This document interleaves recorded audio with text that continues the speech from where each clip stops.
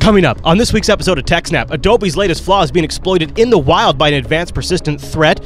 We've got the details, plus our Heartbleed follow-up and getting started with virtualization. Then it's our thoughts on the fate of net neutrality, a great big batch of your questions, our answers, and much, much more on this week's episode of TechSNAP.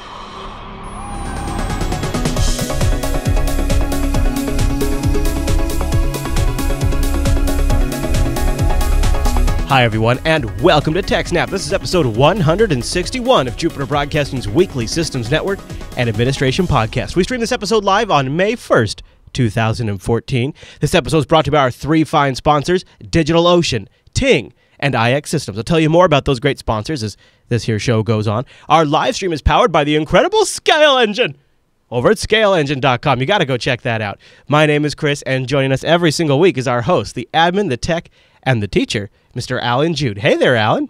Hey, Chris, everybody. Thanks for watching. Hey, man. Good to see you back there in Canada, all safe and traveled and all that kind of stuff. Alan was just out here for Linux Fest Northwest, which we'll talk about more in the show for a little bit. And I didn't even know you were home until you were in the chat room just chatting away, like or on Unplugged. I don't know. I was like, I guess I got home very, very late Monday night. Yeah. Well, it was a good time, so can't wait to talk about that. We'll talk about that later. Big show today. Big show. We got a great roundup. We also have some big news stories, including our old buddies over at Adobe decided to give us a little something to chew on. Alan, what's the latest? So Adobe has released a critical patch for Flash that deals with a flaw that affects every operating system, so Windows, Mac, and Linux. Yeah. So they have new Flash Player 13.0.0.206 or something like that, and also 11.2. something for Linux and BSD. It's just no big deal, though, right? It's just, what, like a little problem or something? Well, this was an exploit that's been actively used in the wild for almost a month now. Oh. But it seems to be targeted at a very, very small specific number of people. But once somebody finds an exploit, we want to patch it, even if it only affects, in this case, 7 people. Well, it's only been known to affect 7 people. Right, yeah.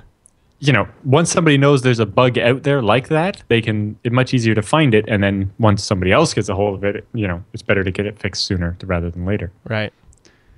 So yeah, it's an exploit that works against all versions of Adobe Flash Player. So even if it's a 0-day exploit, meaning that even if you are fully patched up as of the day that the problem was discovered, you would still be vulnerable.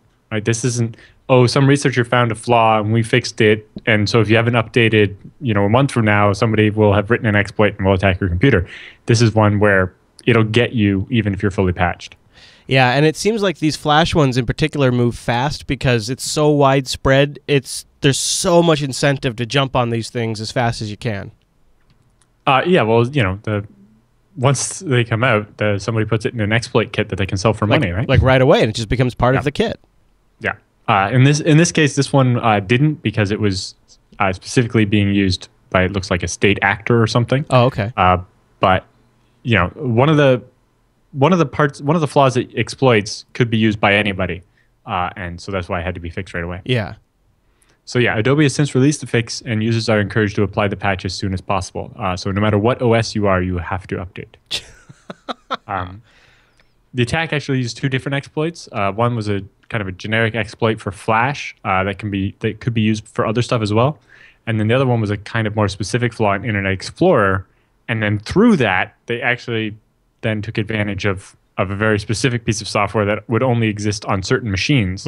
So their actual target was very, very specific. But the exploits they used to get there could be used against anybody, so those had to be fixed right away. That makes sense. One of the malware files was detected by Kaspersky's product using a heuristic signature. It basically, by looking at what the file did, they detected that that's probably not a good program. But the other one was new, and so didn't contain the shellcode that set off their heuristic, and so they didn't detect that one right away. But the exploits slightly altered the attack methodology they use if you're on Windows 8 or later to mitigate to work around some of the mitigations that are built into the operating system. So the very first part of the shellcode is just determining which version of Windows you're on, so the exploit can act differently to make sure it works across all the different versions. Clever. Yeah. So the first bit of malware, which was called movie.swf, was kind of generic, some shellcode, and it would download more malware from a specific URL and run it. One of the interesting things was the URL was a government of Syria website. Yeah. But more on that in a second. The second bit of malware was called include.sws, and that was very specific. And what it did was once it loaded, it exploited the flaw in Internet Explorer to be able to connect to Cisco Meeting Place Express add-in. So it was actually looking for a plugin in the browser or an add-on. A very specific plugin, it sounds like. Because that plugin, it says, this add-in is used by web conference participants to view documents and images from a presenter's screen. And it should be noted that this exploit will not work if the required versions of Adobe Flash Player, ActiveX, and the Cisco Meeting Place Express are not installed on the system. So when they wrote this exploit, they were very specifically targeting computers that were using Internet Explorer and would have this Cisco Meeting Place software installed. Right. What does that suggest to you? That the attackers were going after a very specific set of people, or a specific government or agency or a person or something, right, that they knew would have this Cisco Meeting Place software. The thing about the Meeting Place software is that because it's designed to share documents, images, and your screen, it would allow the attacker to steal files off your computer and watch your screen on an ongoing basis. Oh, yeah. That sounds like a little reconnaissance type of work there. Yeah, it suggests that the malware was written with a very specific target in mind rather than designed to just target the entire internet or something. Mm-hmm. The malware was hosted on an official Syrian government website, but that site has been hacked in the past, and it's kind of the way the path was constructed. It was under like images underscore CSS, that looks like maybe somebody just hit a file there, and it wasn't, it's kind of seems if you're the Syrian government and you're going to be loading malware on people's computers, are you really going to host it on your own website, or would you set up a different website? Right. So it might just be, there's a website you can kind of guarantee the Syrian government isn't going to block people from getting access to. Right. Wow, that's exactly probably what it is. You can make it look like somebody else did it, and you can also host it on a spot that you're pretty sure isn't going to get blocked. It makes you kind of wonder who it might be then. Yeah. So Kaspersky was not able to examine the payload of that second exploit because the file was taken down off of the Syrian government website, probably because they noticed that their machine had been compromised, and so they cleaned it up. Bummer. But that means that evidence wasn't there for them to investigate. Right. But looking at the code they did get, there's also evidence that there was a third payload called stream.swf, but they have no idea what it did. So a quote here from the article, we are sure that all of these tricks were used in order to carry out malicious activity against a very specific group of users without attracting the attention of security solutions like virus scanners and malware scanners, etc. We believe that the Cisco add-in mentioned above may be used to download or implement the payload as well as to spy directly on the infected computer. And then they also say, it's likely the attack was carefully planned and that professionals of a pretty high caliber were behind it. The use of professionally written zero-day exploits that were used to infect a single resource testifies to this. Right, and if you think about it... As far as Kaspersky could tell, there were 7 people that were affected, totaling 30 computers. Well, okay, so it was... That's a lot of work to go through to get 7 people. So you're targeting 7 people. Specifically they have the Cisco plugin in Internet Explorer, and you also are aware of a Flash vulnerability that until that point, apparently Adobe themselves were unaware of. So there's a lot of things when you're making this malware to go after a very specific set of people. That makes me feel like it's state-sponsored. Exactly.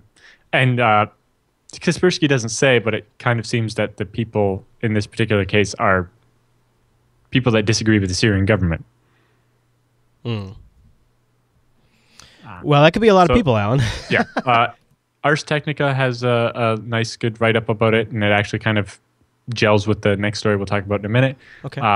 And then Krebs on security has a bunch of good stuff as well. Adobe does an update to fix the 0-day and so on. Right. One of the other interesting things is since Internet Explorer uses a separate version of Flash, it uses the Flash ActiveX rather than the Flash plugin. Yes. Even if you use Firefox, Chrome, or Opera, you actually need to patch twice. You need to patch your browser, like Firefox, by downloading it from Adobe and making sure not to download the junkware they try to include with it. Or Chrome will auto-update, but you have to close Chrome and start it again to make it do that. Yeah. But then you will also need to install the update for Internet Explorer. Because it's built into Windows, a lot of applications use it, like Skype uses it for when you browse, when you go into your settings and stuff, and it takes you to my account page and stuff. Or even Steam uses Internet Explorer for you browsing the game pages and stuff.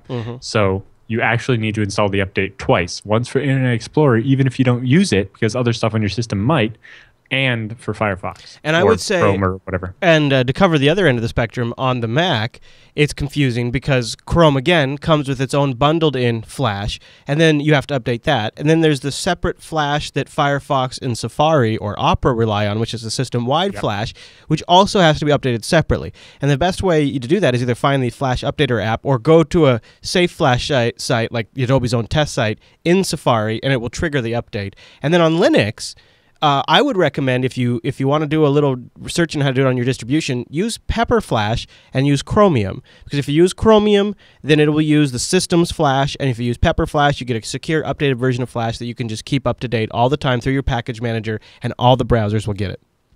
It's complicated. On FreeBSD, the Adobe's Flash is in the package system, and so you could just update it that way. Right. See, I don't think Adobe is updating that package, or they're doing security updates or whatever it is. It's security updates only, so that's why it's still Flash 11.2 rather than Flash 13. So they do security updates, but no feature updates. So what the challenge to that is that guy, and you could still use that on Linux too, but what the problem is that Google is deprecating the plugin API that Flash plugin uses, and so in newer versions of Chrome, that plugin won't work anymore, so you won't. Flash just needs to die. I mean, you could hear how complicated this is just us talking about how you should go about updating it. It's stupid. And look what you can do. Part of that is Google deciding to do its own thing, right? Yeah, they brought some mostly of this. just to deal with we're updating our browser twice a day. We might as well update Flash as well. Right. Well, we'll drag Flash right along with us. Why not? Yeah, and Firefox has stuff now where it'll automatically engage click-to-play mode for Flash Player and stuff if it knows you have a vulnerable version. And same thing for Java. So I don't think all of this is really Adobe's fault. They just have a very popular product, and so it gets a lot of patches. Yeah. But the fact that Windows bundles it into IE and wants to update it through that way, and then Chrome does it its way, and then that leaves Firefox and everybody else to do it the other way, it gets kind of messy. Well, I have the same problem with Java on my system, right? I have 64-bit Java for actually running applications on my system, and then my browser wants to use 32-bit Java because I don't know why, but there's no 64-bit Firefox for Windows. It's strange. Yeah, that Java. There's a few things that are like that. And it gets messy, and yes, it's complicated, but it pays to try and get it to work properly. Before we go on to our next story, which is kind of related to this one, so I want to just take a quick pause right here, and we got a note that came in from CDP1337, that goes for Leet, in the subreddit. He says, hat tip to DigitalOcean. I just want to give a hat tip and a shout out to Chris Lass and Alan Jude for the DigitalOcean sponsorship and share my current use case. I've used the April code to get a $10 credit and spun up a customized VM instance in the New York second data center to handle DNS for my clients. After it was working and set up as needed, I created a snapshot of the machine along with said configuration, that's a single click, transferred it to their California location, another click, and booted up the exact clone across the country, that was another 2 clicks, all in under 5 minutes. So once again, thanks for making loads of awesome podcasts and bringing great sponsors to light in the community, and kudos for finally dropping somebody else. I won't read that part, but you know what he meant. Now, I want to talk about DigitalOcean because they are sponsorship here of the TechSNAP program. And DigitalOcean is really pretty unique and pretty awesome at what they're rolling out. And I want to tell you a little about them if you're not familiar. DigitalOcean is simple cloud hosting dedicated to offering the most intuitive and easy way to spin up a cloud server. Users can create a cloud server in about 55 seconds, and pricing plans start only $5 per month for 512 megabytes of RAM, a 20 gigabyte SSD, 1 CPU, and a terabyte of transfer. Think about that. Think about what you get for $5 a month, and you know exactly every single month what your cost is going to be. You're not going to get a surprise when the CPU spikes, or you're not going to always have to wonder, well, my bill is going to be X this month because I used Y bandwidth, and next month it's going to be another amount because I used another amount of bandwidth. All of that goes out the window with DigitalOcean. And like our emailer was just saying, DigitalOcean has data center locations in New York, San Francisco, Singapore, and Amsterdam. They have a great interface, an intuitive control panel, and power users can replicate that control panel at a much larger scale with their straightforward API. And I think one of the things that's almost a little deceiving at first glance at DigitalOcean is you look at this and you think, well, how could something this intuitive, like you just look at this, even if you've never deployed a server, you know what to do. How could it be so powerful? But it really is. And that's what DigitalOcean is able to bring to the market now, is the ability to take something as complex as provisioning a server across the world in a specific data center with specific software requirements and sets, and make it all happen in just a couple of clicks in under 55 seconds. It's pretty incredible. And here's the best part. You can use our promo code. Ready for what? Ready for this? It's a brand new one. SNAPMay. SNAPMay. And you can get a $10 credit. SNAPMay will get you a $10 credit, so you can try out that $5 droplet for 2 months.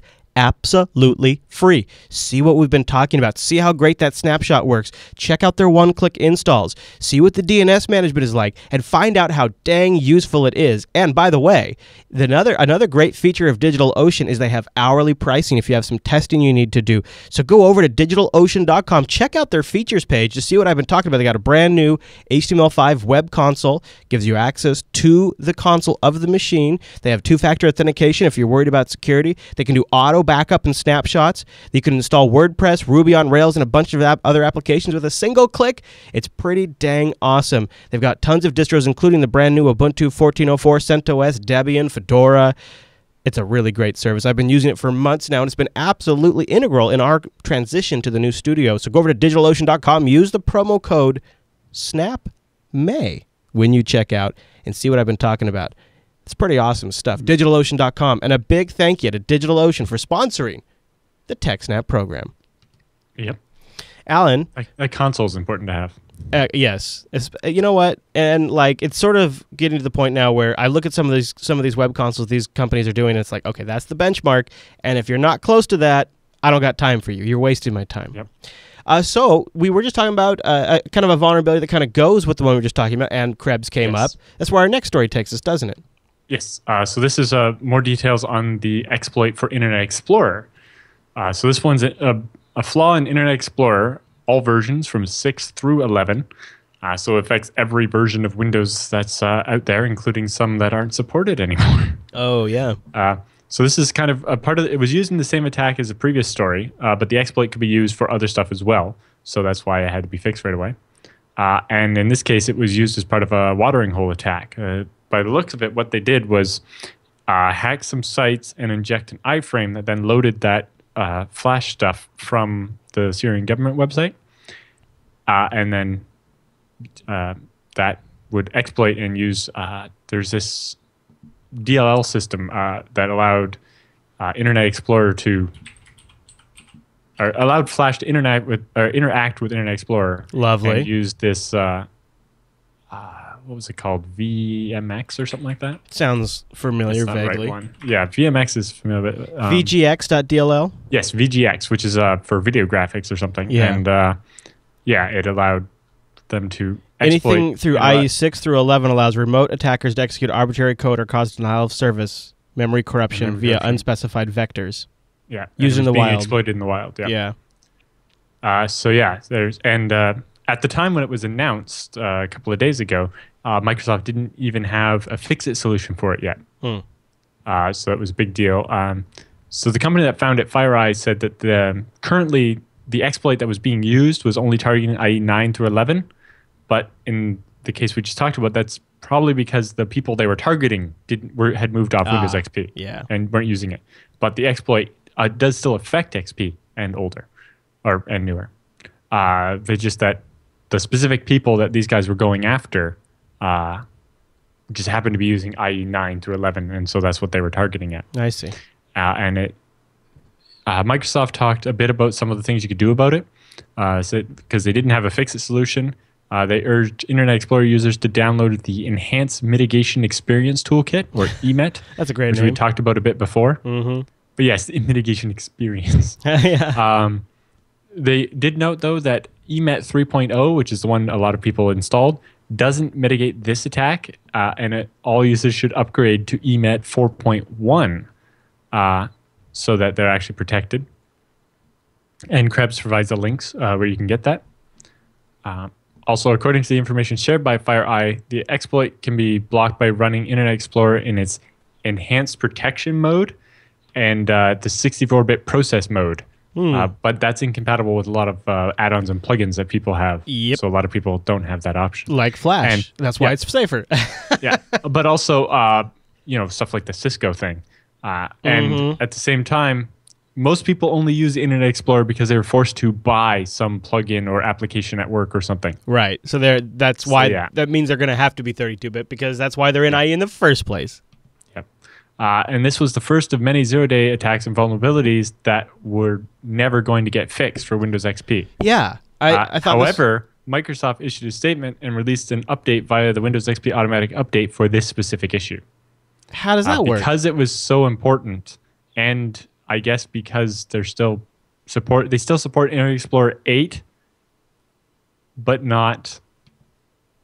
So the Internet Explorer 8 is still supported, but that's because you can run 8 on Windows Vista, which is still supported. But 8 can work on Windows XP, but 9 and above can't. But so they're patching XP is what you're telling me. They are issuing an emergency patch for Windows XP, but they're kind of like not promising that they'll keep doing that. Well, that's really awkward and weird, and now people are going to want that. Well, and more specifically, how would you feel if you were one of the companies that paid many millions of dollars to get security updates for Windows XP still?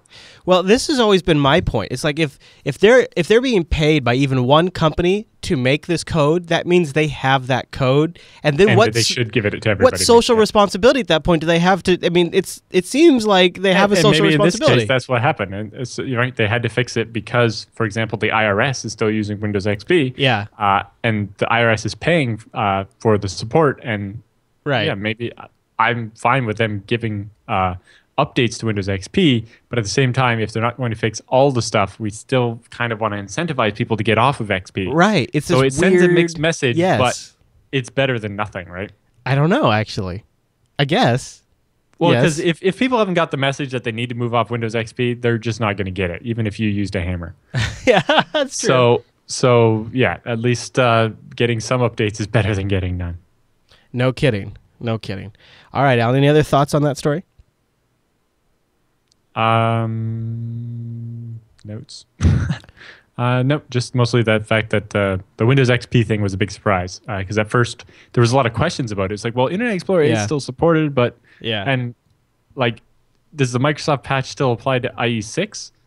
So there's still a lot of questions about it, but I expected by now there would be like somebody out there that was like creating backports of patches and selling them or something like that. But now it's not going to happen. That's not going to happen.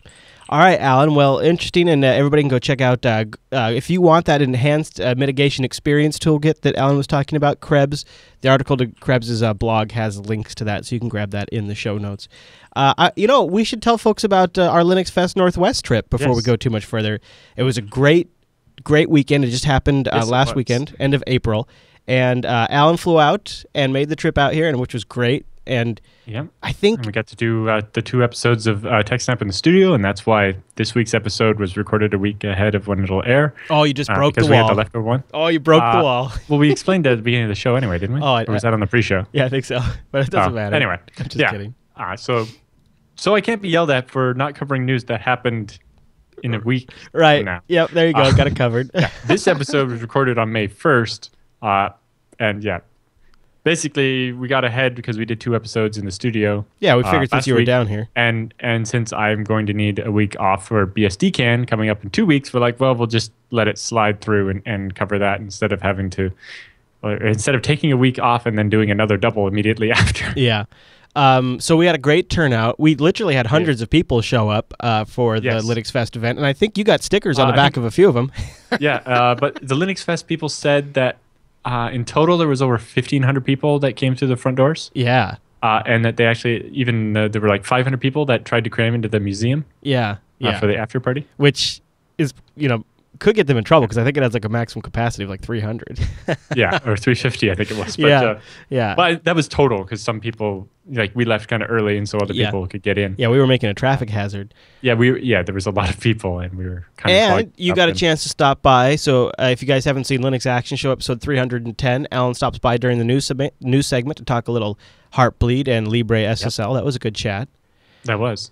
And I got to meet a lot of TechSNAP fans. At least 20 different people walked up to me and were like, "Thank you for doing TechSNAP. I watch it all the time." Cool. We even had somebody show up with for watching. We had somebody show up with a TechSNAP 100 shirt, and A couple, yeah. we gave away the very, very last TechSNAP 100 shirts. We had a couple left in a box, and we gave them away. When I helped Angela carry that box out of her vehicle, and I like it was full of the black Jupiter Broadcasting shirts, and I was like, "That's cool." And then I saw a blue one. I was like, "You have TechSNAP shirts left? Yeah. I didn't think there were any more left anywhere." We stashed them just so that way we could give them away. I thought that would be kind of a fun way to be able to do that. So and there was a giveaway at the event. Michael Dexter won some books, and so he gave them to you guys, and you guys gave those away as well. Yep, we did. That was really cool of him to do that. That was awesome. Yes. I would have really liked to get that. The performance book? Performance one, yeah. Yeah, you should have. You could have snagged it. I never would have known.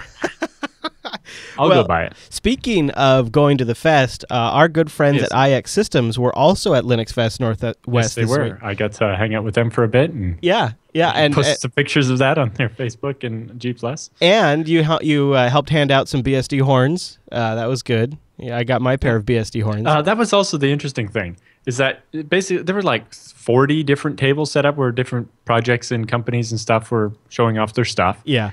And most of them had some kind of swag, right? Like Microsoft was giving away shirts in a can and cotton candy. And, and like everybody had stickers and stuff. Also, like they gave away donuts and cupcakes. I didn't get any cupcakes. I didn't either. But the only one that people stopped me in the hallway to ask me where I got it was the horns. They have one picture of you on their. They have one picture of iX Systems has one where you're looking very disapprovingly at something. I'm not sure what that was, but yes, my comment was stern. Alan looks very stern. Yes. But they did get some great. They got a great picture of my. Oh, they got a good picture of our booth where I was talking to Michael Dexter. Yep, and they also got a great picture of Bella wearing horns. Yeah, there's Bella wearing the horns. Bella and Mama.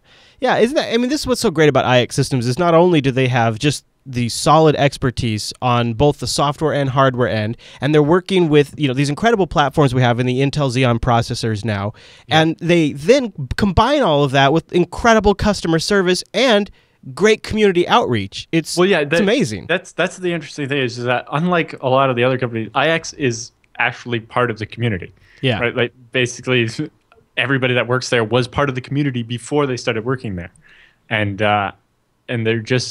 they're as much a part of the community as any of us, and it's just really amazing the work they do, and the fact that I know almost everybody that works there personally now. Yeah, they're a great group. So here's how you can find out more about iX Systems if you're kind of curious to see what we've been talking about.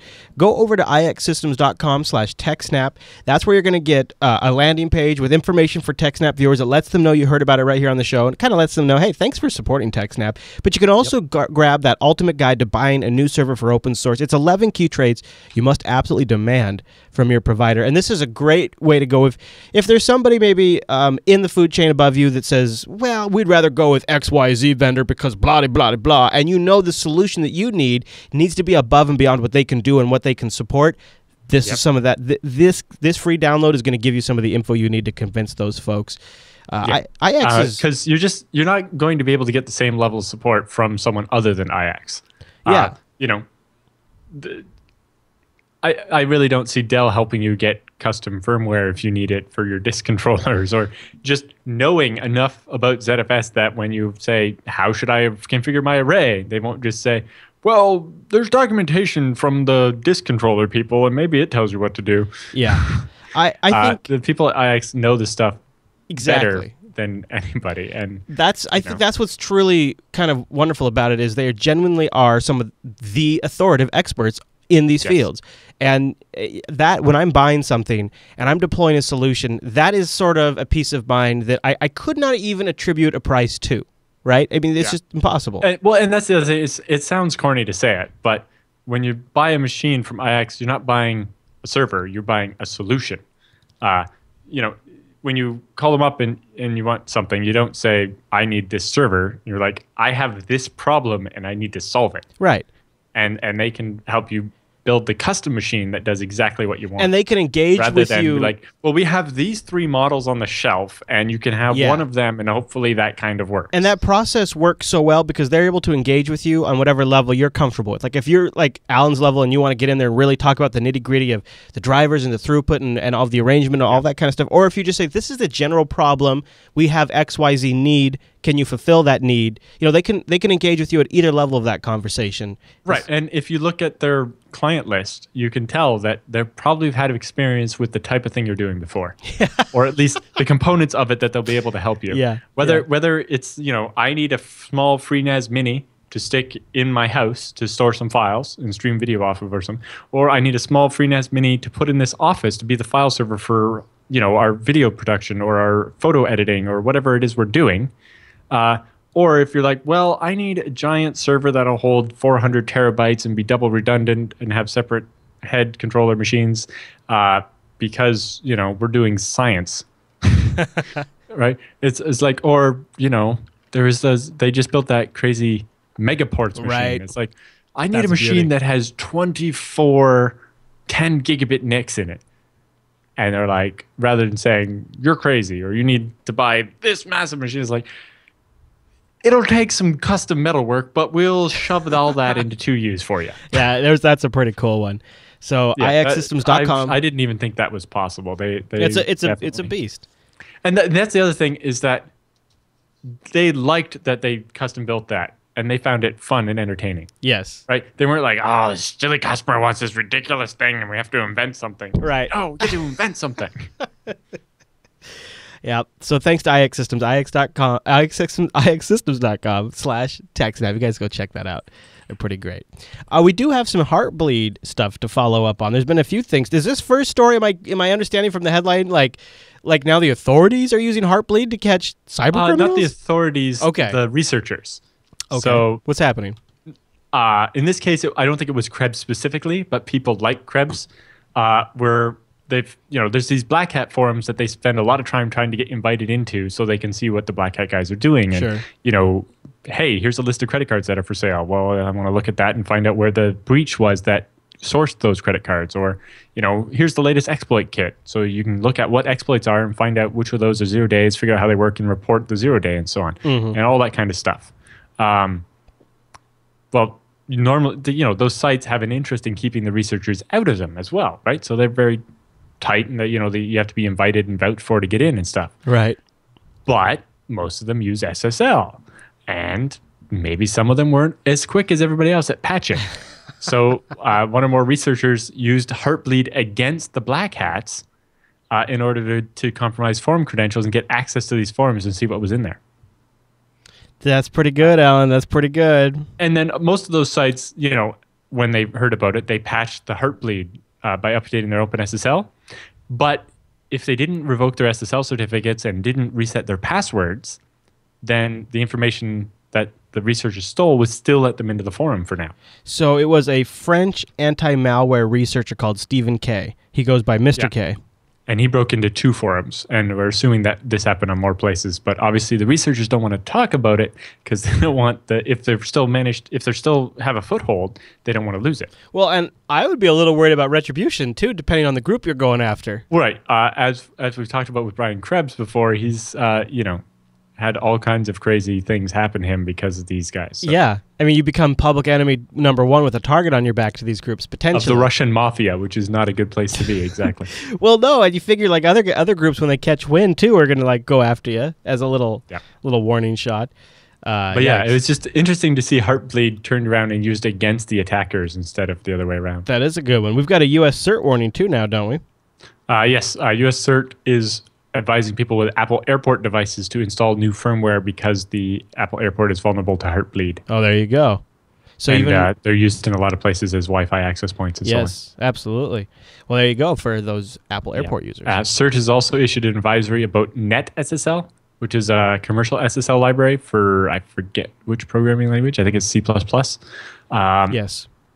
That it does improper wildcard certification validation. So if a wildcard SSL certificate covers like star.mydomain.com, so you can have multiple subdomains covered by one certificate.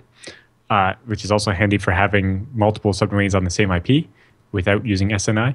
But because of all that, it turns out in their code they do some like ridiculous thing with like checking the reverse DNS and stuff instead of actually comparing the domain name to the certificate.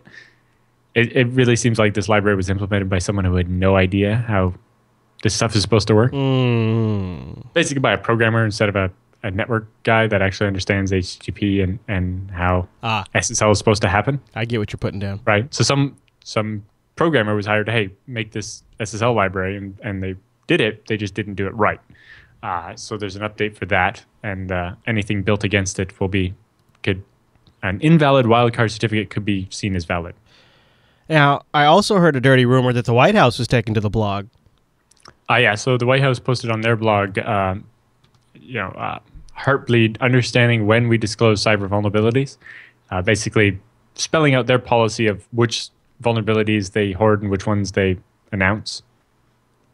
Basically, they're claiming they didn't know about Heartbleed before. They're still saying we had no prior knowledge of the existence of Heartbleed, but this case has reignited the debate. About not just Heartbleed, but if there are some vulnerabilities they do know about. Right, yes. And is it the right thing to do, sit on them? And I don't think it is. But no, although they have been authorized if it's important enough to do it. Right. Then also The Wire has a piece about even with Heartbleed, only about 38% of people have bothered to change their passwords. And, lots of people still have not stopped reusing passwords and switched to something like LastPass or KeePass or something. Human behavior, Alan. Yep. Yeah, that does not surprise me. Hard to overcome, but and we have a story later on that kind of spells out why it's really important to take extra steps for certain things like your email. Now, I know this next follow-up is sort of one of my frequent soapboxes that I get up and get all upset about. Still a lot of Android devices are unpatched. Yeah, well, older Android devices like the 2.x we're using older SSL and so actually aren't vulnerable to Heartbleed. Right. However, Android 4.1.1 is, and that came out in like 2012, late 2012, something like that. I'm pretty sure that's what my phone runs, and it's not been patched. Yeah, I think there's a lot of devices that came out. A lot of popular devices came out around the generation of the Nexus S that are just going to be stuck at that. And then even if the hardware supports it, you don't know if the carrier is going to update it. Exactly. Yeah.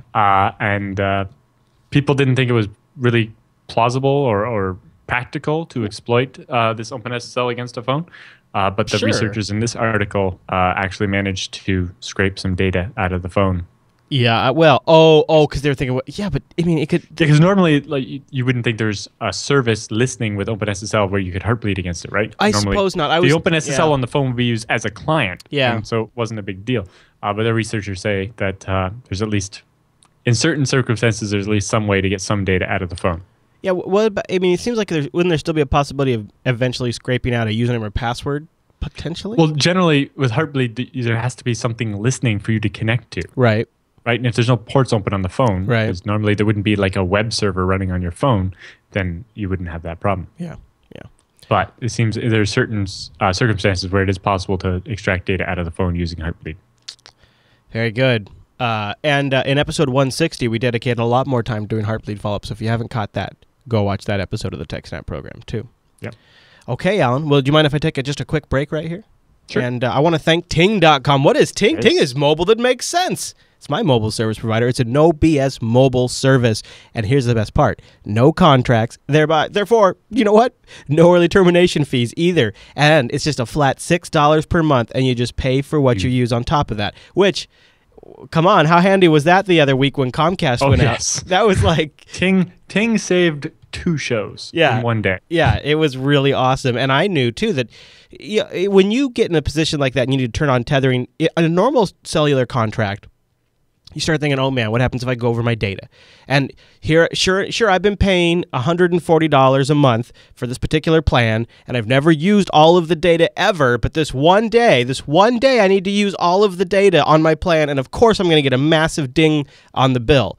Not with Ting, because it's simply $6 a month plus your usage on top of that. Ting takes your minutes, your messages, and your megabytes, and they add them all up at the end of the month. Go over to techsnap.ting.com. That lets them know you heard about it here on the show, and it gets you a $25 credit on your first device or your first month of service if you're going to bring a device, and try out their savings calculator while you're there. And good news, pretty excited to say that you can now bring over your Sprint Samsung Galaxy S4 or HTC One to the Ting service. So if you already have one of those devices, you can now bring them over. Ting has a whole BYOD page. They have a bunch of other great phones they can support, including some of the iPhones, like the iPhone 5 and 4 and 4S. You can bring those over to Ting. And what I have loved about Ting as a longtime customer is they genuinely are good people, and they are actually interested in not just Android, but the whole aspects of mobile ISP, where data is going, and helping people become more efficient using their mobile. And they've done some great app picks. This one that they've picked is a lifesaver for me. If you've ever wrestled with a corporate expense report and thought there has to be a better way, stay tuned, because there totally is. I'm Kyra, and this is Ting's App of the Week.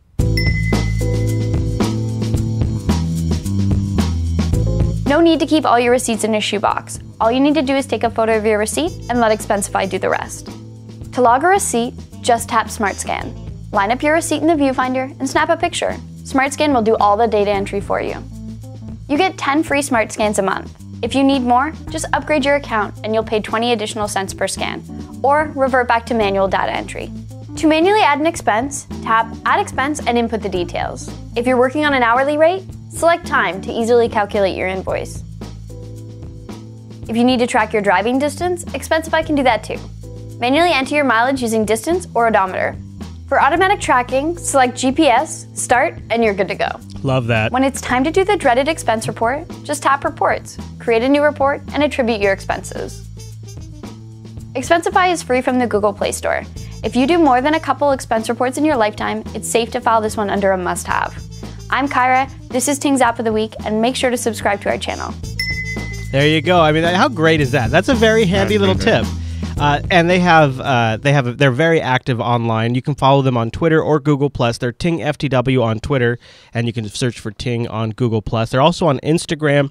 And don't forget, one of the other great things about Ting is that free, always ready. Somebody's there to answer that call when you have a problem, when you need to get something solved, when you have a tech support question, when you want to just chat with somebody. You can call them at 1-855-TING-FTW anytime between 8 a.m. and 8 p.m. Eastern. And a real Canadian answers the phone. I'm not sure if it's Alan. Alan, it's not you, right? No, it's not me. Okay. All right. It might be Kyra, though. So you might want to call in because maybe Kyra is going to answer the phone. So go over to techsnap.ting.com to get started. Take $25 off your first month of service or $25 off your first device if you don't already have one. And go see what I've been saying. And a big thank you to Ting for sponsoring the TechSNAP program. Lifesavers. And, you know, this isn't really Ting related, but we're going to talk about, I don't know if I put it in the roundup, but we used Viber over the weekend to that was interesting. Super useful. It does have some security problems, like it stores like images and voice messages on AWS in clear text, which is not good.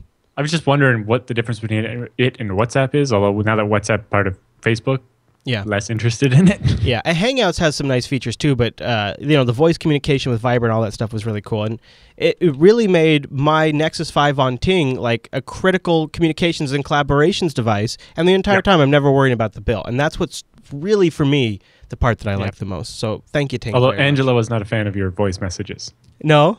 Yeah, well... Apparently they're more annoying than text messages. Yeah, I agree. They can be. They're nice when you're driving, though, right? That's what they're good for. Well, because you don't have to sit there and type. They're good because, they're good when you want to get a message out without typing it, especially when it's, something it would take 15 seconds to say and like 4 minutes to type. Especially, especially on a little screen. Yeah. I agree. They can be kind of obnoxious because you have to stop what you're doing and listen. But it's handy to have for commuters and whatnot, and if you just need to send something real quick. Well, it's just mostly I think it was the group feature that made the difference for us for the weekend. Because everybody could just be subscribed to one group chat, and we could all be... And the handy mute feature, so I could turn it off when I was going to sleep, so you guys wouldn't keep going, ding. I know, that got kind of crazy. The mute feature is very nice. I ran into that too. All right, Alan, was there anything else we want to cover in the news segment? No, I think that's about it for the news. All right, then you know what that means. It's time for the TechSNAP feedback.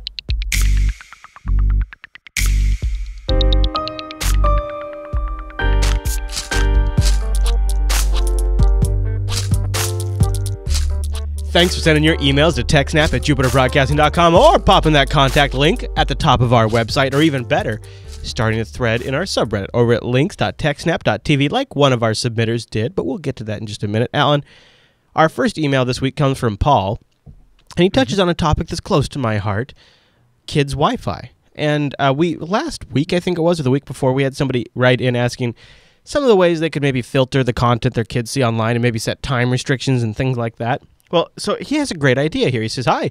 He wrote this in for LAS or TechSNAP, but he sends this, first of all, thanks for the great shows.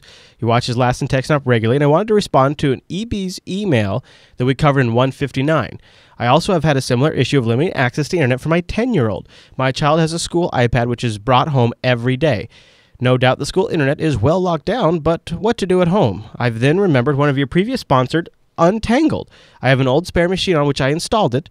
Then I brought up a wireless access point to use with the Untangled box. What I ended up with was a dedicated Wi-Fi for the iPad. The Untangled box is linked to my LAN downstream of my router and provides content filtering and extensive logs of URLs visited and blocked. The router itself provides reserved IP addresses for the iPad, as well as scheduling for an access rule against this IP address, i.e. block all traffic after a set time of day. The WAP is in bridged mode, MAC address filtering with WPA and PSK2 in use. It's a very small TP-Link device, which is powered by the Untangled box's USB port. In order to save power, a mains timer is used to power on and off the Untangled box mid-afternoon using the ACPI reboot or return on power setting in the BIOS. A cron job on the Untangled does the soft shutdown at the children's bedtime. The mains timer chops power 15 to 30 minutes after the shutdown, which enables power up again the following day. The Untangled box runs headless, but features a nice web GUI and SSH options. Hope you find this of interest. Keep up the good work, Paul. This is a neat way. So he has like a kid's firewall, though. That makes a lot of sense, right? Well, that's kind of when I first heard the question about it. I was thinking, yeah, that's kind of what I do here, except I don't have time restrictions or content restrictions. But I have this. You saw that awesome little Japanese thing that we used at the conference. The fest. Although, it didn't work so great. All the Wi-Fi in the building was just jammed, trumped by like 800 people with multiple devices. Well, 1,500 people. Well, they weren't all in the building at the same time, but yes, a lot of it, like a lot of them with one or two, maybe even three Wi-Fi devices on their persons. Yeah. So each person. Yeah. So there were definitely more than 2,500 unique Wi-Fi devices that went through that room in those 2 days. But yeah, so it was really difficult sometimes. But in general. The nice thing about those is they can have multiple virtual access points with different passwords. Yeah. So I have a similar kind of setup here. One of the fancier ones I have actually supports VLANs as well. So the different access points are in different VLANs. So there's like guest Wi-Fi at my house that has a really short password that I can just give you. And you get on the Wi-Fi, but you're in a specific subnet and you cannot reach any of my machines. You can use the internet and that's it. Or maybe reach other guest machines, but that's it. There's another access point that's, for my house. That's where all my devices are on. And it has a much longer password and isn't isolated. So when you're on it, you can reach my file server.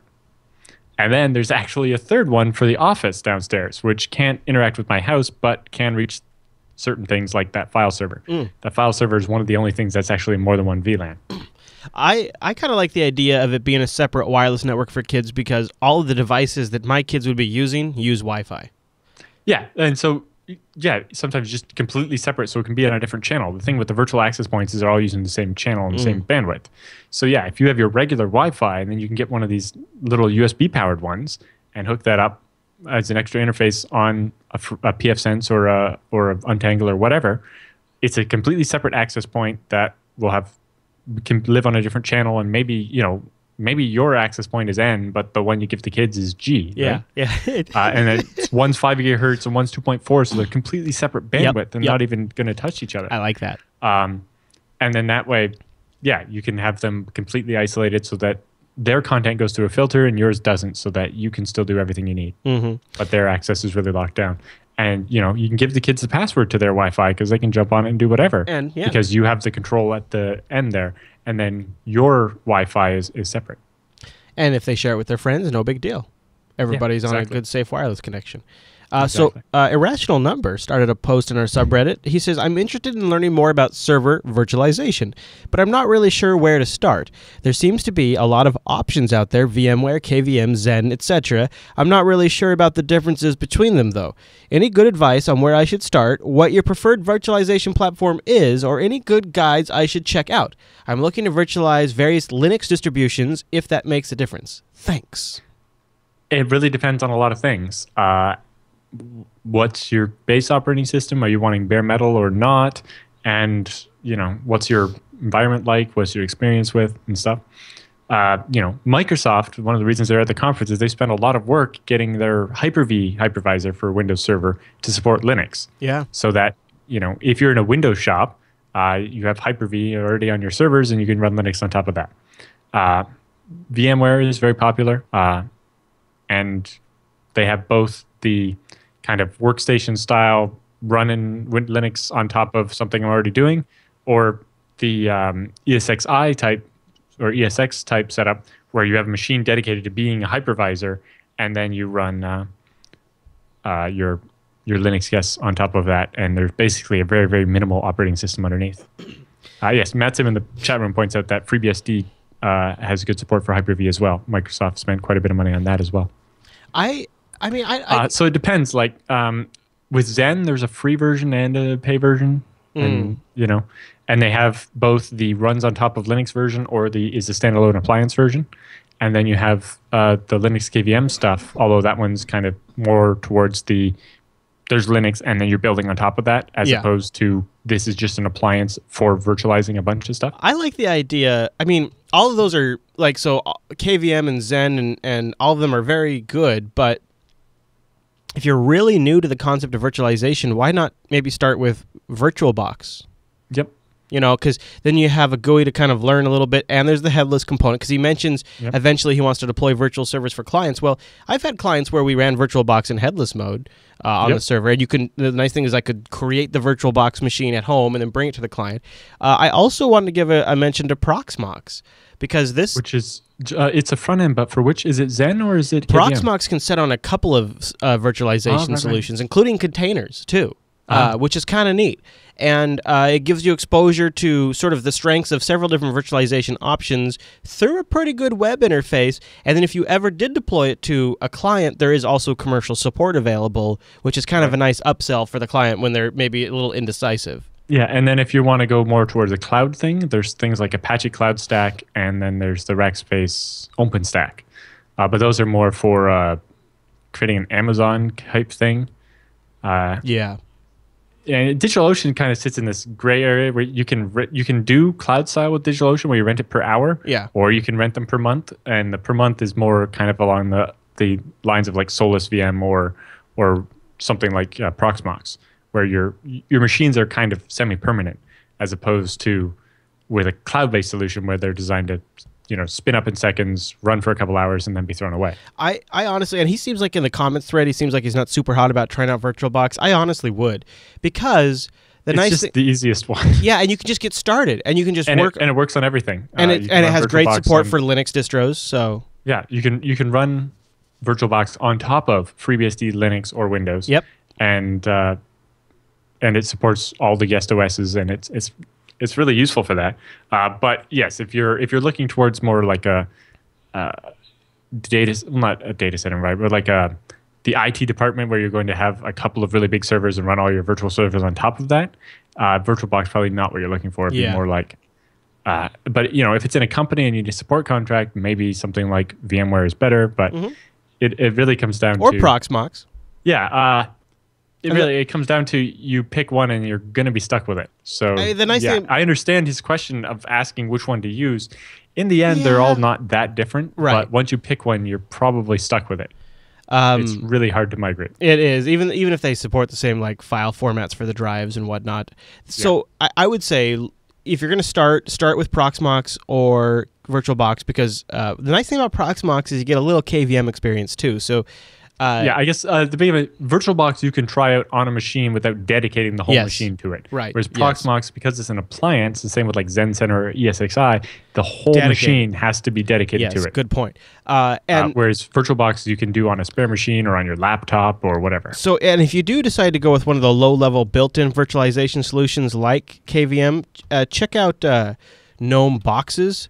It's an application that it gives you a pretty straightforward way to manage KVM in a GUI when you get to that point. So you can go command line, or Boxes will let you manage KVM through the GUI. I've used it. It's pretty straightforward. In fact, I chatted with a guy at Linux Fest Northwest who uses Boxes to run Windows 7 on his Arch box, and he works for Microsoft. So that's how he's getting away with it, and he says it works just fine. So there you go. Good question, Irrational Number. And I would encourage anybody out there to spend a weekend, if you are one of the folks who's watching who is not playing with virtualization or hasn't played with virtualization, it's one of the best things that has happened to desktop computing.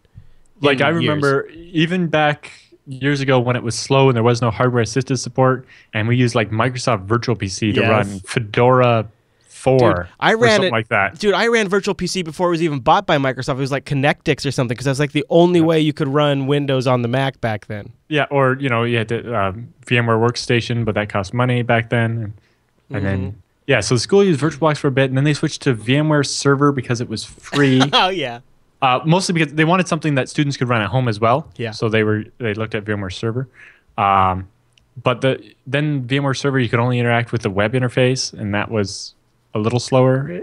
It was basically designed, the idea is you put the server over there headless, and then you control it from your desktop using the web interface, which is really handy when you have multiple machines. But when you're doing it on one machine, it was a little janky. But and actually now they teach a whole course on virtualization in the network engineering program that I used to teach at the college. You spend like 2 or 4 hours a week for an entire semester just learning about virtualization and how it works and the different bits of it. Yeah. And so VirtualBox is the easiest one to just throw on any operating system and start playing with it. And Eric in our chat room says he uses VirtualBox to run Windows 7 on his Linux machine. Now, Kenny writes in about running XP in a VM. Speaking of VMs, okay, so here's what he's working with, Alan. He's got a laptop. It's got 4 gigabytes of RAM, and it's an Intel Core 2 Duo. Now, this isn't for him. This is for a friend, but it's fine for general computing, so they don't want to replace it, but it ran XP. It's around 2 gigahertz Intel Core 2 Duo. So he put Ubuntu 14.04 on it, since XP's, gone with the wind. End of life, Yeah. But go figure, he's got some software that requires Windows XP. So here is the question.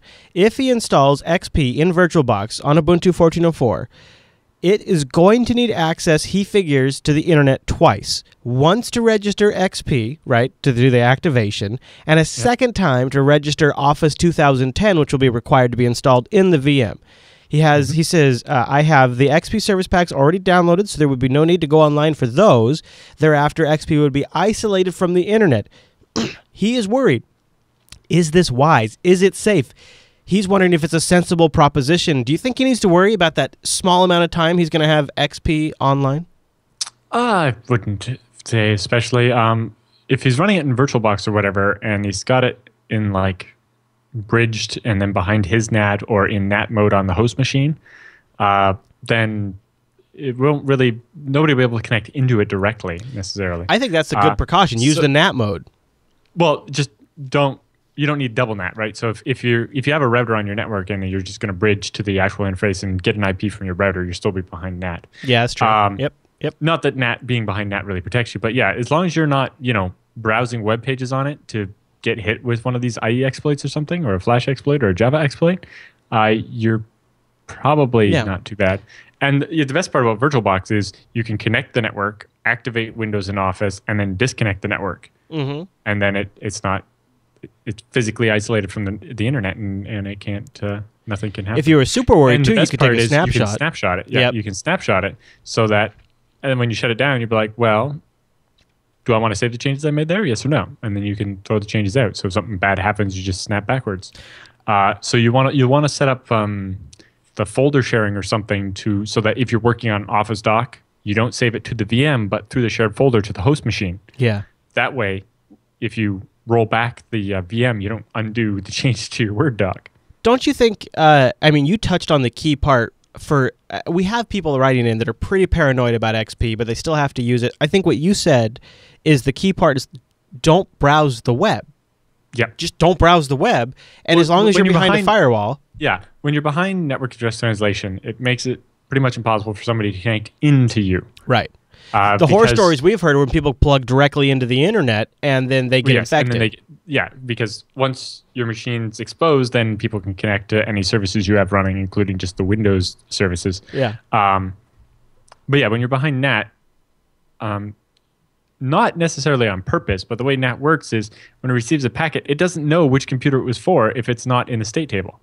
So when your computer connects out, it knows, hey, you made this connection out. When I see a packet coming back that's related to that, I'll pass it to that computer. But when some person out on the internet tries to connect to you, it's like, I don't know which of the computers behind this firewall I should send this to. Mm-hmm. Then, there some firewalls have a feature called DMZ where the one computer will be the default. So it's like, if you don't know where to send this packet, send it to this computer. Mm-hmm. Or you have port forwarding where you say, I'm purposely running a web server over here. So when a connection comes in on this port, forward it to this computer. Or, you forward the port for Skype so that you get a better connection and you're not relayed. Mm-hmm. So you set that up. And a DMZ basically lets you do that on every port for a computer, that every port that's not forwarded for a specific computer. But yeah, when you're behind that, it's hard for someone to connect from the outside into you. But, if you're going to websites, that's generally how you get infected nowadays. It's not because someone scanned your computer and exploited a vulnerability in the OS. It's that you went to a website and they exploited a vulnerability in the browser, the Flash, or the Java, and managed to infect your computer. Yeah. Or sent you an email and got you to open an attachment, or any of those type of things. Maybe another thing so as long as you're not doing that, don't install Flash, don't install Java, and you're better off right there too. In the XP machine. Although it depends what you're doing, right? If you're using OpenOffice, then maybe it needs Java for certain features or something. But all right, just in general, if you don't start the web browser in the virtual machine, it's pretty hard to get infected. So Jeff writes into the show. He needs help finding his dream job, and he's a former student of Mr. Alan Jude. He says he's been listening to TechSNAP and other Jupiter Broadcasting shows since college, counting my high school co-ops, unpaid work in IT positions for school credit, and my post-secondary education. I have approximately 10 years of experience in basic computer support, hardware configuration, upgrade, system maintenance, Windows repair, install, virus removal, basic server and network administration, bash scripting, Linux, Unix stuff, simple programming, website administration, etc. I'm nearly 30 years old, and I'm currently working as a level 1 technical support at a call center. I'm very interested in advancing my career and moving up in the IT field, possibly working as a junior server admin or junior network admin, or eventually moving up to the position of senior admin. The glitch is this: I dropped out of college. Don't get me wrong, Alan is a great teacher. It was my fault that I dropped out. I was a slacker, so I have no graduation certificate or bachelor's degree or anything like that. I also do not have any certificates from CompTIA or Microsoft or any industry standard certs. My question is this: do you, Alan or Chris, have any advice for a skilled geek looking to advance his career? Are certs needed? And if so, which ones? Where should I focus my efforts? Sysadmin, network admin, server admin, developer? How do I market myself to get the best jobs? I feel job satisfaction, the challenge of working on a long-term project, the people I work with, and the overall work environment is more important than the number of zeros on my paycheck. So, too long, did not read. What advice do you have to help tech geeks find their dream job? He's a big fan of JB and he appreciates everything we do, wants us to keep up the great work. And I have to say, I think there's probably a lot of people in the audience that could be in his position right now. Yeah. Well, honestly, my first thing to say is you have to decide what your dream job would be. That was my reaction too. He's not sure if he wants to be a sysadmin, focusing on setting up servers and stuff, or a network admin working on routers and stuff, or what he wants to do per se. Yeah. And so it helps to know there so you can focus. I think he's coming at it from the wrong end, right? He's looking at it from like, well, what should I pick and then I'll focus on? No, it's what captivates you and makes you want to put up with something that is otherwise extremely stressful, takes a ton of time, takes a lot of energy out of you. What is something that you want to specialize on? What's something that excites you? And until you find that, you're not going to find that track that you can lock into and really accelerate. And I think it's more important these days than ever to sort of specialize a bit. Like when I first started, I thought I wanted to be a developer, and then in high school I did a work placement. And I worked at the power plant, and I kind of got exposed to this whole sysadmin stuff, setting up servers and stuff. And I was like, that's kind of more interesting to me. Yeah. And also, all the programming I know I taught myself, whereas the server admin stuff, I would need a bunch of servers. So I ended up going to school for server stuff because that way I would have access to all those machines and learn it and everything. But yeah, it's like the thing that's always kind of excited me was, all right, well, we got this bunch of servers and we need to put them together and make them do something. Yeah. And so, you know, as much as it was stressful last week, setting up 32 new servers in a day and a half, that's what I like to do.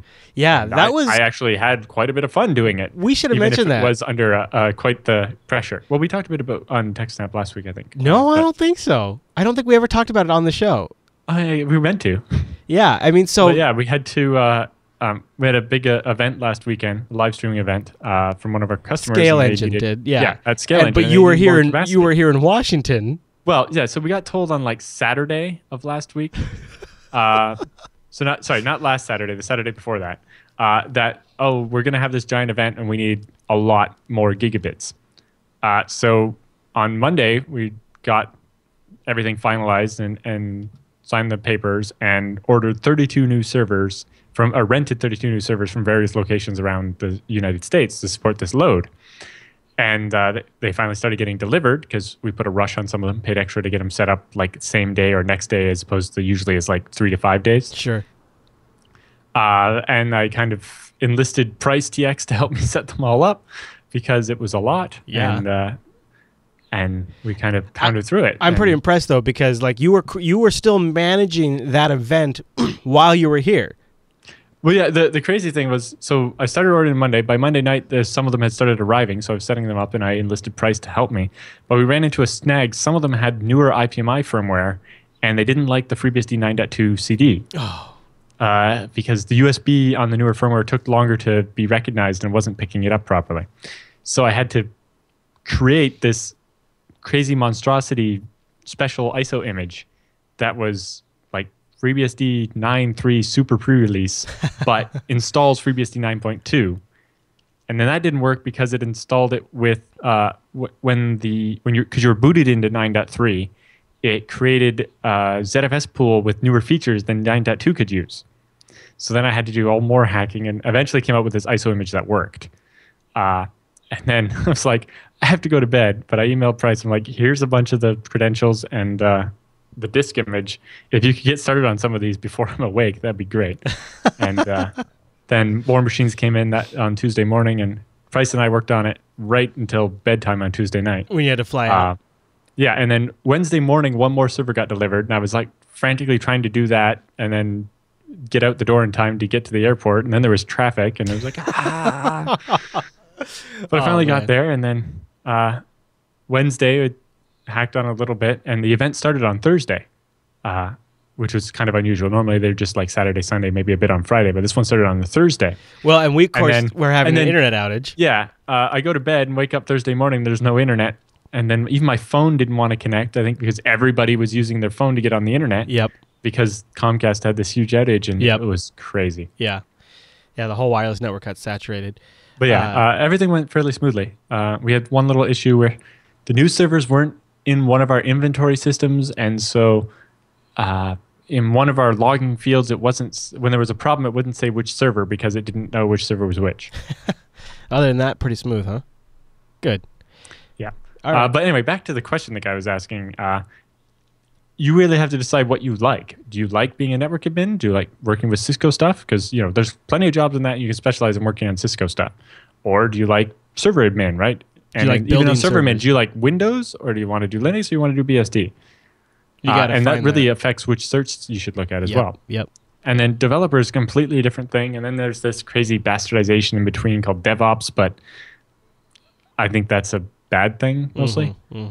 Because it's a developer that thinks they know how to be a sysadmin, Or they're being forced or into the other way it. around. Yeah, basically, yeah, it's the word for a developer who doesn't have a sysadmin and has to do it themselves. Yeah. But having that flex, I've been fairly useful in the past because on top of being a server admin, I can do some development in PHP or whatever. Just help, even if it's other programmers that are doing it, help mold the way they build the application so it'll scale properly, and so that it takes into consideration what the operational requirements are going to be. Very much. But yeah, so you, not us, have to decide what you want to focus on. As far as certifications go, don't spend too much money. Most times they're not that big of a deal.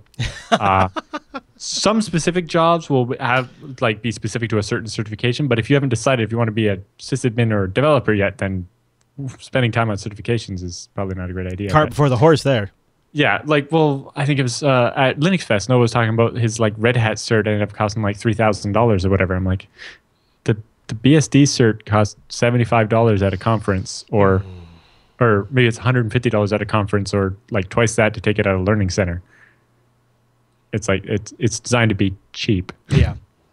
And a lot of times they're just looking that, oh, you have some, so that's an extra thing over somebody else. Right. But the experience usually counts for more. Yes. All right. Our last email this week comes in from David, and he has a follow-up for Brett on the bare metal backup topic. And he wanted to recommend one of my favorite old tools. He says you should check out Mondo Rescue for his home server. You can do ISO backups of the OS, and then you boot from those ISOs, and you can do a bare metal recovery. Now, Mondo Rescue, I'll warn you, hasn't seen an update since looks like October of 2013. So it's not too bad, but it's not too great either. And I've used it and it works. It's pretty great. You boot from it, or you can actually just install it from the package manager, and it will image and burn the CDs. And then what I have done in the past for clients is I have stuck those discs in the inside of the computer case, with a little sleeve on the inside of the case, and then if they ever have to restore, they open the case, pull out the CD sleeves, and it gives them an emergency restore disk. You can also write to an NFS share and things like that. So Mondo Rescue, I haven't seen packages for Ubuntu 14.04, but I did check out their dev mailing list today, and they're still active. They're still talking to folks. So hopefully it's just they haven't done a lot of updates because it does what it needs to do. I don't know. Yep. But Mondo Rescue, you can check it out at mondorescue.org, and we'll have a link to that in the show notes. And essentially, it lets you create a bootable recovery CD environment for your installation. I believe it supports Windows. I have never used it with a Windows box. I have always used it with a Linux box, but it does support Linux, I can tell you that. But I think it'll read anything on the file system, but I'm not so sure. You'd have to test that. All right. But yeah, really, to get a full system backup, you basically have to have a file system that supports snapshots, or actually turn the machine off to snapshot it. Some folks also wrote in to recommend LVM to do LVM snapshots. That would work too. Apparently. Yeah. Apparently. I've never used it, so I don't actually know. Is it ZFS? No, then it's crap. Right? We'd like to get your feedback, so go over to jupiterbroadcasting.com, click the contact link, and send us in a question, a comment, a follow-up on any kind of topic that you feel like would fit in the purvey of our show. We'd love to hear from you. You can also email us directly, techsnap@jupiterbroadcasting.com, or even better, go to links.techsnap.tv and submit a thread, and then the entire community can chime in there. And while we're doing these pre-recorded for the conference schedule that we're on right now, you might get a faster response in the subreddit. And you can also help make our show even better in that subreddit by submitting stories and commenting on stories, because oftentimes I will try to read your comments as a way to sort of process what you guys are thinking about news events as they break. All right, Alan. Well, with the feedback all done, that means it's time for the TechSNAP Roundup.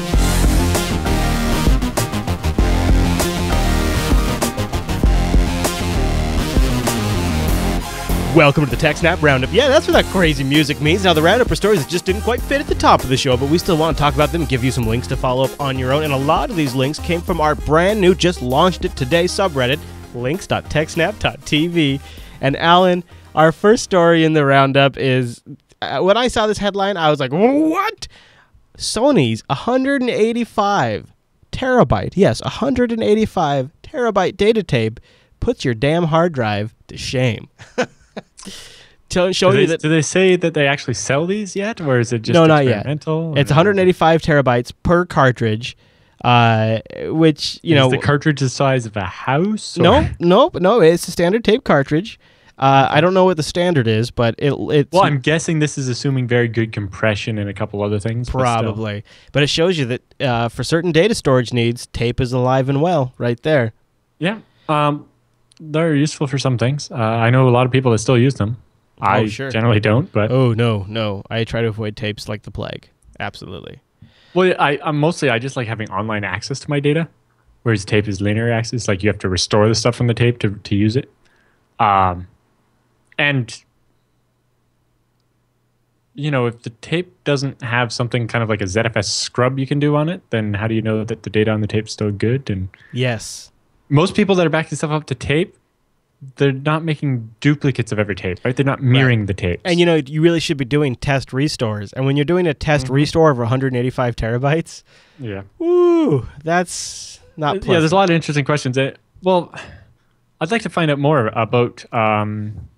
Spectralogics is a company that's a big sponsor of FreeBSD, and they make a hybrid storage system that's got like a bunch of drives using ZFS and then tapes. And I'm not sure how they incorporate all that. Don't know. But yeah, it'd be interesting to see what happens with this. It could mean that, you know, tapes might be the only way to back up huge arrays for a while. Yeah. And it's nice to see that there might actually be a solution other than, get a second huge array. Right. Yes, that is nice. There are some benefits to tape still. So we've got a vulnerability note here from Toshiba, don't we? Yes, this is a CERT issued advisory about the Toshiba point of sale systems. Turns out they're using a weak hashing algorithm for passwords, something fairly non-standard. And it's vulnerable to known plain text and hash collision attacks, and it may be possible for someone to find out what the password was on the device. Oh, lovely. So apparently, for a while now, they've had support if you enabled the advanced encryption option or something where it used SHA, and that's going to be the default now. But there's some firmware updates needed on a lot of this stuff.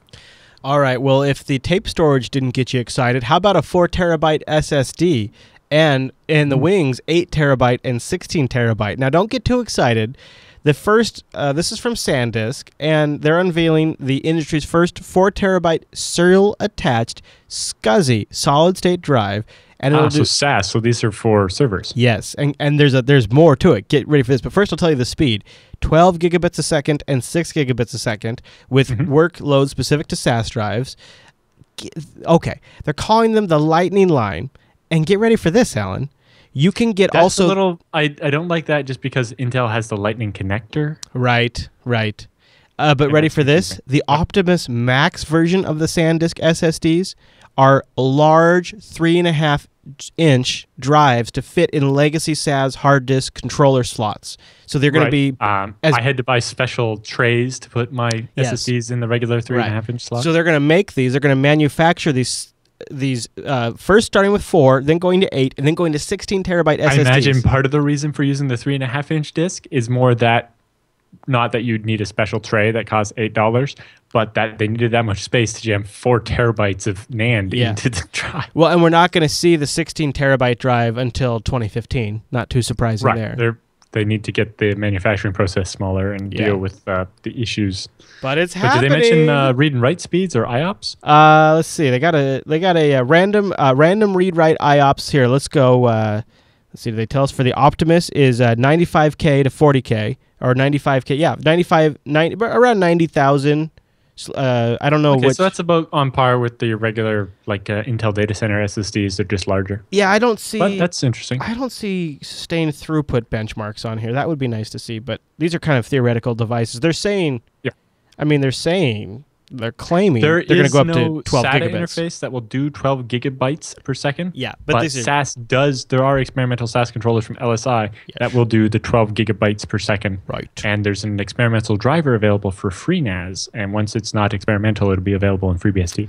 Well, there you go. So the Lightning Generation 2 with the 12 gigabyte SAS SSDs will be available in third quarter 2014 for select OEM customers, they say.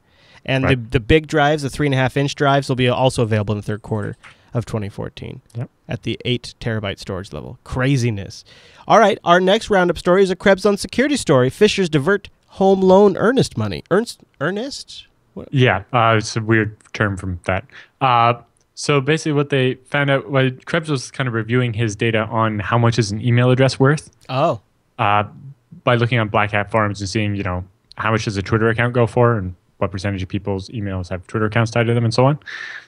But he heard about this scheme where when the attackers had compromised your email or were in a position to intercept it, it found what they would do is if they compromised your Gmail, they would log into your Gmail, see the email from the home loan company or whatever, or the place you were buying the house from or whatever, and copy it and delete it, and then send you a fresh one using the exact same email, but they would change the details of where you're supposed to wire the money for the house. Oh, jeez. And so you'd wire the money off to the bad guys instead of the bank of the person you were buying the house from or whatever. That's the worst. Or do the opposite and change your outbound email so that when you send your home loan company where to wire the money to, like your lawyer or whatever, they would wire it to the bad guys.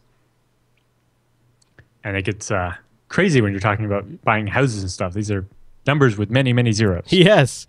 Yes, that makes the email inbox quite expensive. It's probably fairly rare to be able to find a person whose email address you can hack and who's in the middle of buying a house and is doing it via email. Like none of the process I did went via email.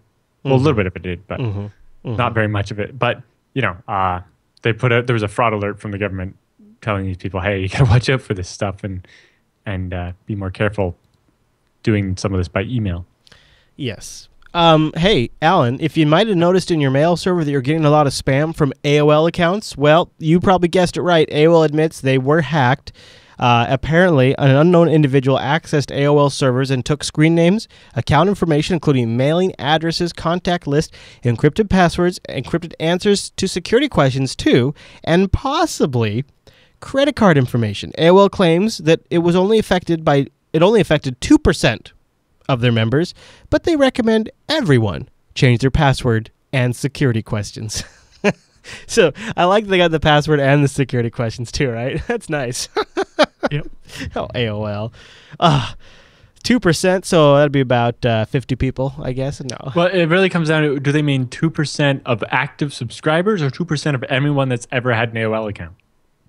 Because it seems like a lot of this was they got the username and password for a lot of old AOL accounts people weren't using and then started using them to send spam. So there is a bit of an announcement about an MIT Bitcoin project. What is this about, Alan? Yes, bitcoin.mit.edu. So a couple of students have managed to get together and raise $500,000 for a pilot project where they will give every undergraduate student at MIT $100 worth of Bitcoins, which I think is like 0.2 Bitcoins currently, starting next semester. And they're going to make like all the campus stores and stuff be able to accept Bitcoins. Wow, that's huge. And actually build the first real Bitcoin economy, kind of just inside the school. What an interesting experiment. Yeah, and actually seeing, can this work? In a more controlled environment, and with a system and where people, they're getting the Bitcoins for free. So, and it's like whether they can actually make an economy with cryptocurrencies work and find, maybe work out some of the bugs. Like, if you want to buy a coffee with Bitcoins, how do you make that work securely? It'd be good. I'll be really curious to see where that goes. It still really doesn't solve the one problem of storing Bitcoins. Well, they'll hash out some of those problems, though, right? And but if it turns out to just be like an MIT Bitcoin bank, then that doesn't really scale necessarily. Right. But it'll be interesting to see what comes out of this. Yeah, very much so. Worst case, there's a bunch of Bitcoins that get lost. Which just makes the existing Bitcoins more valuable. So there you go. So we're gonna shift gears into some net neutrality territory here, and I want to start with this piece on The Verge. The headline is FCC chairman won't hesitate to regulate broadband like a utility if proposed rules fail. Now, the proposed rules, of course, is carving out that high-speed fast lane. Perhaps most significant, which is the failure. Right. Of net neutrality right there. So that doesn't make any sense. This is the problem that has people so upset. He states that should this fast lane thing fail, he won't hesitate to do what many furious individuals have been asking for all along, to reclassify and re-regulate internet service providers as a utility, just like traditional telephone services. This is a quote from FCC Chairman Wheeler. If the proposal before us now turns out to be insufficient or we observe anyone taking advantage of the rules, I won't hesitate to use a Title II. He's referring to an option that would let FCC regulate ISPs much like landlines. So, this is in his response because people are freaking out about this fast lane thing. Well, yes, it's as a person who can't afford to pay for the fast lane. Right. Yes. In fact, you linked us in the roundup a really good graphic of what an internet would look like if it was cableized, where you have this is exactly what we're headed for. It feels like it, doesn't it? You know, where each website is going to have to pay your ISP, right, for access to their fast lane, right, and then the ISP will sell that to you and charge you for it as well. So it's like, you know, do you want the Pathfinder bundle where you get access to Google, Yahoo, WordPress, Flickr, YouTube, and Wikipedia? That'll be an extra $5. Includes yes, 1 gigabyte a month of non-peering traffic. Oh, look, I could get the international package where I have access to the BBC. Yes, or for some reason, they have YouTube and separately YouTube Plus. Okay, so they have the Hollywood bundle, which is $10, but after September it'll be $15. Where you get YouTube Plus, Hulu, TV.com, Juiced. Is Juiced still a thing? Netflix and ESPN. Oh, apparently that includes a free Hulu subscription. Yeah. Because Comcast owns part of Hulu. Or you want the social bundle, yeah, where you get Twitter and Facebook not be slow? Just $5 after 3 months and includes all dating sites. Yes. Yeah. And, you know, do you want access to Last.fm or Pandora or Spotify? Well, that'll be $10 for the beats and so on. And it just goes on. And that's exactly what we're headed for at this point. Yeah, as somebody who pushes out a lot of content, I'd be pretty worried about it. I am pretty worried about it. Well, specifically, yes. If they start doing this and, you know, Netflix maybe can afford, because they're charging you a monthly fee, they can afford to pay for priority access to Comcast, but Jupiter Broadcasting can't. Right. In fact, speaking of Netflix, next story in the roundup, Netflix is researching large-scale peer-to-peer technology for streaming.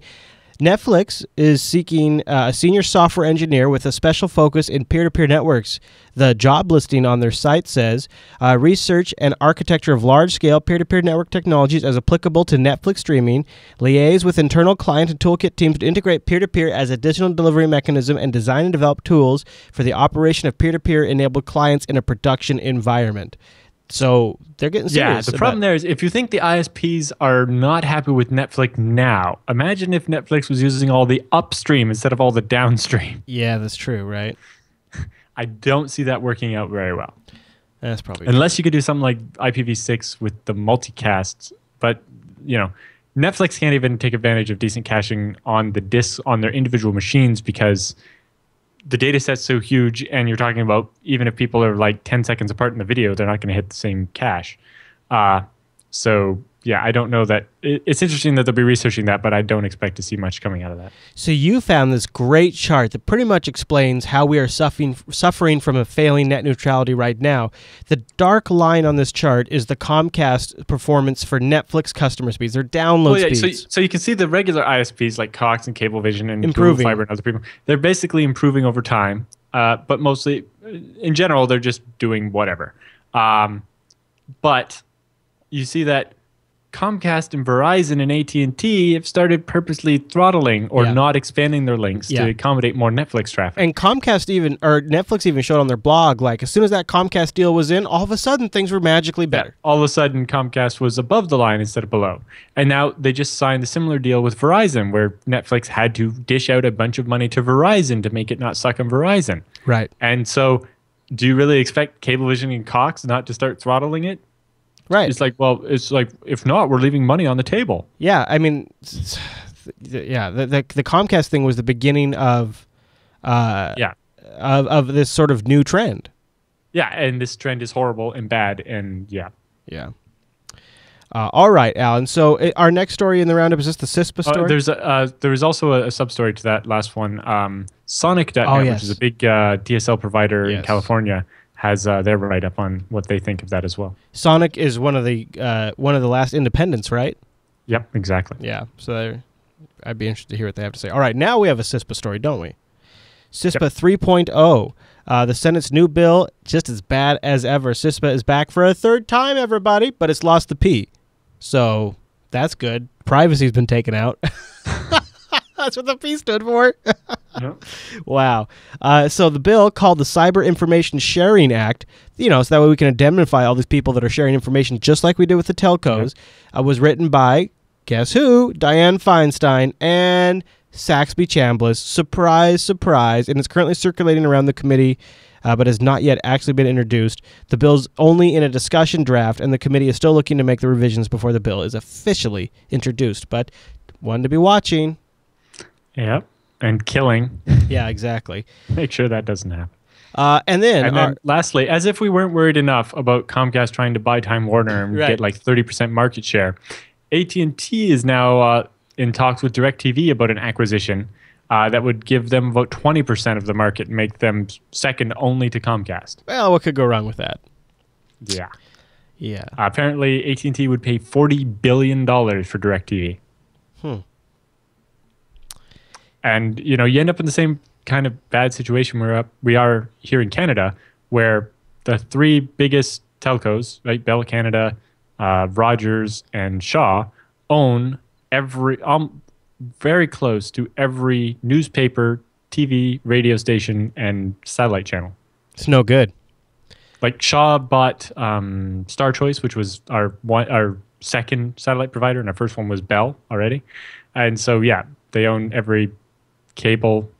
They own all the cable and satellite channels, the over-the-air channels, the radio stations, and the newspapers. Basically all media, except for the publicly owned media. And we all know why that's bad. There's lots of reasons. Exactly. Yeah. And they also own like all the sports stadiums now. AT&T doesn't want to be left out. They see the fun that Comcast is having. Yeah, so the regulators need to stomp on it and stop both of these deals. Yeah. And maybe they need to regulate ISPs like a utility and separate the internet provider part from all the media part. Yeah, and I'm hoping that maybe the recent hoopla around net neutrality is putting heat on this merger and making it look less attractive to the regulators, but who knows? But, the regulators never listened to us before, so. Yeah. And they're like, well, let's do the opposite of net neutrality. And if that doesn't work, maybe we'll do this other thing, vague stuff. Yes. Hand-waving cliches. The net neutrality, the full proposal comes out in the open on May 15th. So we'll keep our eyes out for that, and we'll report on that. If there's anything of interest that we can dig into, anything we can actually determine how they would do this, I'll keep an eye out for on May 15th, and we'll have it in here. Alan, I think that brings us to the end of this week's show, doesn't it? Yep. All right, well, we'd love to get your feedback, so go over to jupiterbroadcasting.com and click that contact link, choose TechSNAP from the drop-down, and send us an email. Don't forget we've got RSS feeds. You can subscribe to the show weekly and then just get it automatically when a new episode's out. And last but not least, we are, in fact, live over at jblive.tv starting at 1 p.m. Pacific, which is... It's 4 p.m. Eastern, 2000 UTC. Boom. And you can also go to jblive.info to get the audio edition.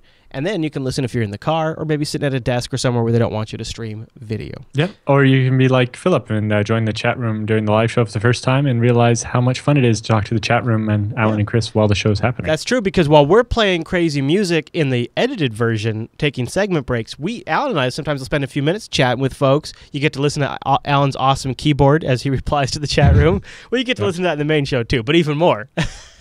In the live stream. It's like a whole nother show. It's like twice the length of the main show. So we'd love to have you join us. Plus, best part, you get to help name the show. You can bang suggestions in our chat room, and then we vote at jbtitles.com at the end of every single episode, and one of your titles ends up naming our very show.